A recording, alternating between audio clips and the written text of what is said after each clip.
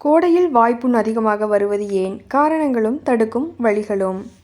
கோடை வெயில் மற்றும் வியர்வையால் வாய்ப்புண் அடிக்கடி வரும். நாக்கு, உதடு, ஈறுகளில் ஏற்படும் இப்பிரச்சனை பேசவும் சாப்பிடவும் சிரமத்தை தரும். 2 வாரங்களில் இது தானாகவே குணமாகும் என்றாலும் இது வருவதற்கு காரணத்தை அறிந்தால் எளிதில் தப்பிக்கலாம். கோடையில் அதிகமாக வியர்ப்பதால் உடலில் உள்ள நீர்ச்சத்து வேகமாக குறைகிறது. இதனால் வாய் வறண்டு போகிறது.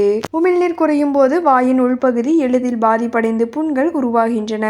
கோடை காலத்தில் குளிர்ச்சிக்காக காரமான மசாலா நிறைந்த உணவுகளையோ அல்லது அதிக அமிலத்தன்மை கொண்ட பழங்கள் மற்றும் குளிர்பானங்களையோ உட்கொள்ளும் போது அவை வாயின் மென்மையான உள்பகுதி எரிச்சலடைய செய்து புண்ணாக மாறுகின்றன.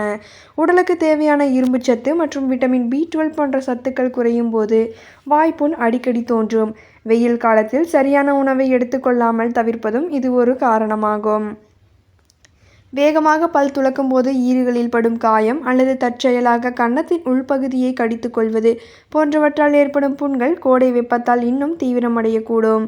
வெப்பத்தின் காரணமாக இரவில் சரியாக தூங்க முடியாமல் போவது உடலின் நோய் எதிர்ப்பு சக்தியை குறைக்கும். போதிய ஓய்வு இல்லாத போது உடலில் ஏற்படும் அலர்ஜி காரணமாக வாய்ப்புண்கள் குணமாக அதிக நாட்கள் எடுக்கும். அதிகமாக தண்ணீர் குடியுங்கள்.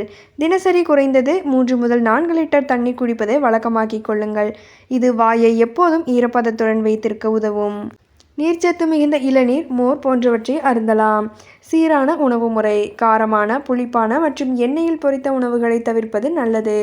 இரும்புச்சத்தும் விட்டமின்களும் நிறைந்த கீரைகள், பழங்கள் மற்றும் நவதானியங்களை உணவில் சேர்த்து கொள்ளுங்கள். மென்மையான பிரஷ் பயன்படுத்துங்கள். பற்களை துலக்கும் போது மென்மையான இலைகளை கொண்ட பிரஷை பயன்படுத்துங்கள். வாய்ப்பகுதியை சுத்தமாக வைத்திருக்க தினமும் வாய் கொப்பளிப்பது அவசியம்.